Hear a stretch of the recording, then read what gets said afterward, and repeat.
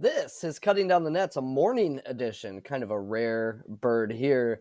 Wednesday, January 24th. Some good games, some good mid-major, low-major games, some good high-major games. Pretty good schedule. We'll walk through it real quickly here. On the year, finally got a sweep, a 2-0 yesterday, a no-sweat sweep, which is even more fun. So up to 54%. On the year, we are going to start at the top. There's some orange, some yellow, some green. If you're new here and want to know what Paddy is or how that model works or calculates, you can watch the pinned video of this channel. So orange, usually I'm waiting for line movement, or I'm just like, yeah, that's probably not happening.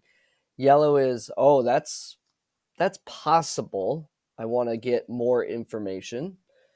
And then green is like, yeah, I'm comfortable with where this is. I think the line's where it's going to be, kind of ready to pull the trigger. So we'll walk through most of the games that are colored here. Probably sit out a couple orange ones. So starting at the top, Samford and Furman. I think Samford makes my pool at 3.5, even though shot quality is on the Furman side. Samford has made shot after shot after shot this year. They're currently third in 3-point percentage, but they're also a strong 2-point percentage team. So they're good. So maybe shot quality is indicating that, they're a little above their skis there.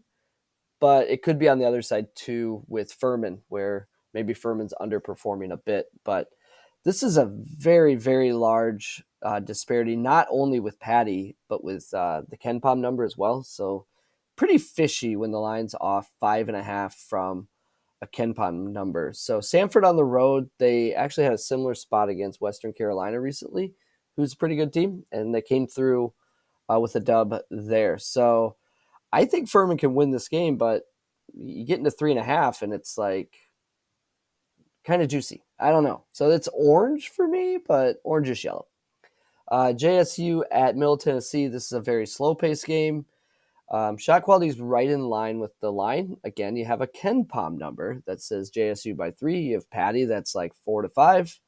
So, yeah, kind of fighting regression there.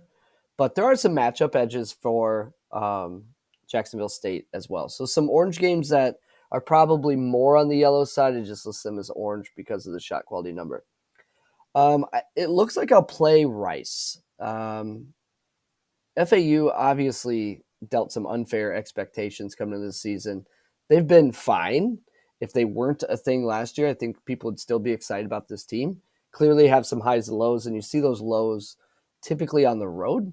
They have looked like a different team on the road. I believe their defense is 15 worse, and their offense is 7 worse on the road. So what that means, okay, I'll try to explain that.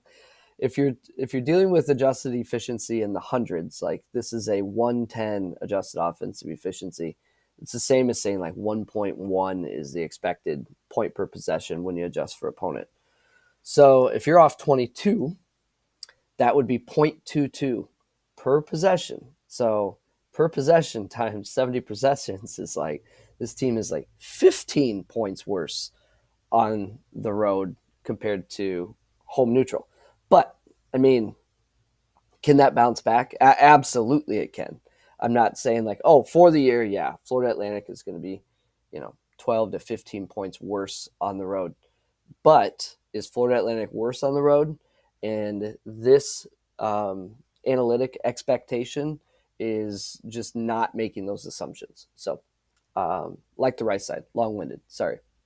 Arkansas, Mississippi. Here's how I'm going to handle this game. So, shot quality has not liked Ole Miss this year. They had a lot of early close wins. Paddy hasn't liked Arkansas because they've been bad. So here's how I'm handling this game. I suggest you do the same. Hopefully, Jordan Majeski writes up this game today, and whatever his analysis is will help me choose that side. Staring at the Floorboards is his blog, but you can find him on Twitter, Jordan Majeski, one of the best basketball minds out there. Drake, Missouri State. I have Drake by 11 to 12 here, and the line is 7. Since that Belmont loss, man, Drake looks like they found a whole nother gear. I'll show you. Like this, I'll do it. I'll show you. You want to see Drake? Their coach grew up near my hometown. Look at this shiz. So they lost to Belmont, and since then they have been flame throwing. But if you look at their schedule, those are some bad losses. UAB, Belmont, Stephen F. Austin. So Stephen F. Austin by 24, UAB on the road, Belmont on the road. But since then, they've had 2 road games against one good team, one bad team, and had no issues there. But what I'd point out is in these losses, Stephen F. Austin went 14 out of 23 from 3. What do? A 76% effective field goal. In the loss to UAB, something similar, 59% effective field goal, and Belmont. So they got caught a couple times, but overall, this team is really strong and turning in more frequent defensive performances. So they're yellow because they don't like to lay points, don't like to lay points on the road. And somehow Missouri State, although analytically not looking good, won at St. Mary's this year. It's insane. All right, so we are moving to Navy Bucknell. Navy is due some 3-point regression. I don't have a shot quality subscription. I think I've made that pretty clear, but some of this is some common sense here. Navy on the year is holding opponents' 2-point percentage to 54.5, which is 321st in the country, but from the 3-point line, 28.9%, which is 15th in the country. So how can like the 320th 2-point defense be that elite at stopping threes? Usually it's due to sample size, regressions coming. Is Bucknell the team that can take advantage of it? Maybe not. They're an okay 3-point shooting team, middling team. They have shown some ceiling there, but with variance, sometimes it can trickle. And what that means is right now Navy is allowing 28% from 3.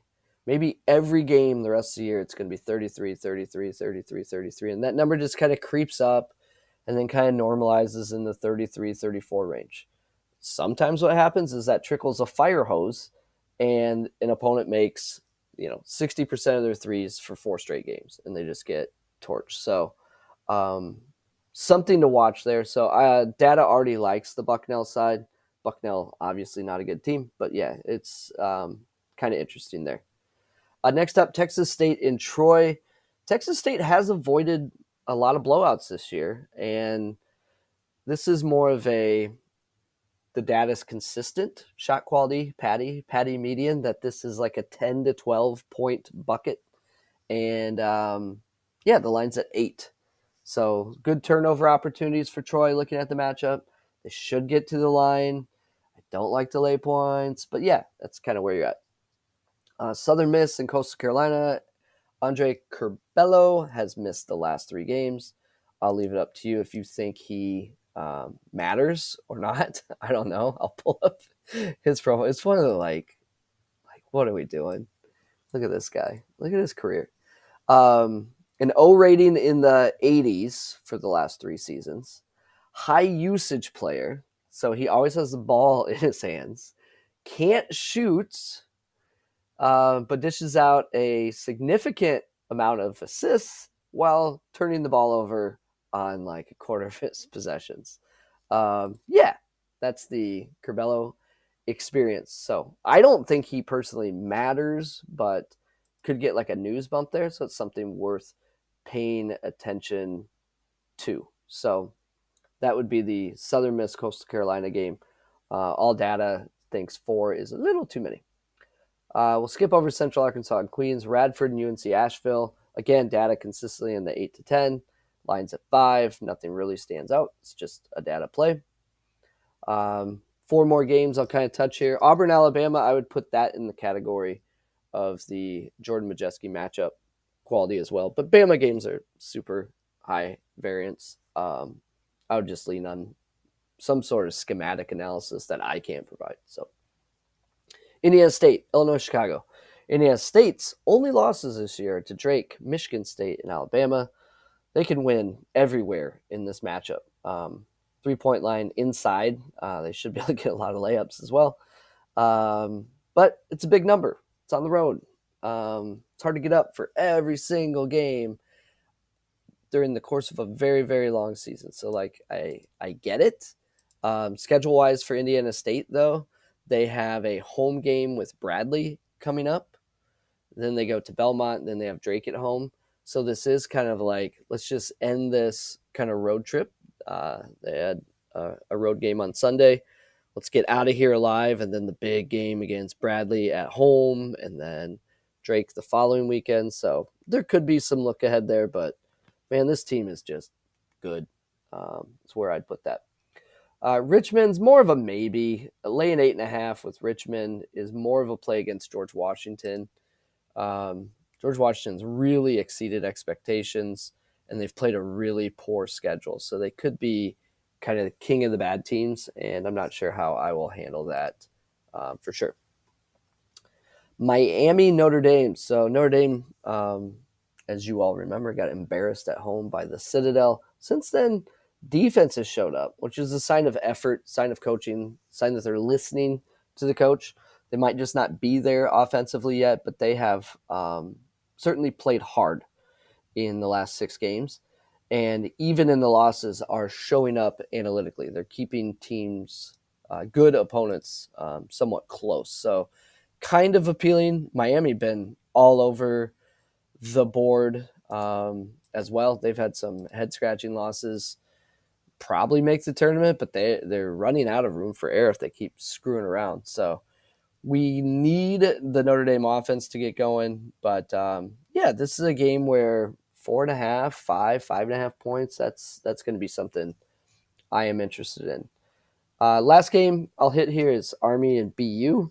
That is kind of in that 1 to 2 possessions, so getting more than 2 possessions in a very slow, ugly game with 2 bad offenses. A +7 feels like a +10 in those type of environments where like a +7 in an Auburn-Alabama game is like, I don't know, that could all change in 22 seconds. But in a game like this, 7 feels like a pretty big number. So where that leaves us is a pretty big pool today. So I'm not sure how I'll handle that for sure. The left side, I'm playing these. Like, I'm pretty sure I'm playing these. I have not made any bets yet. I'll confirm the lines, kind of shop around a little bit. But there's a lot to consider on the right-hand side too. Yeah, that's kind of the pool for today. I will look to any resources I got to kind of give me some confirmation bias as it gets closer. So kind of a fun slate today, a pretty full Wednesday. So thanks for stopping by. If you're new here, try to do these as frequently as possible. Hope you all have a good day. Good luck, everybody.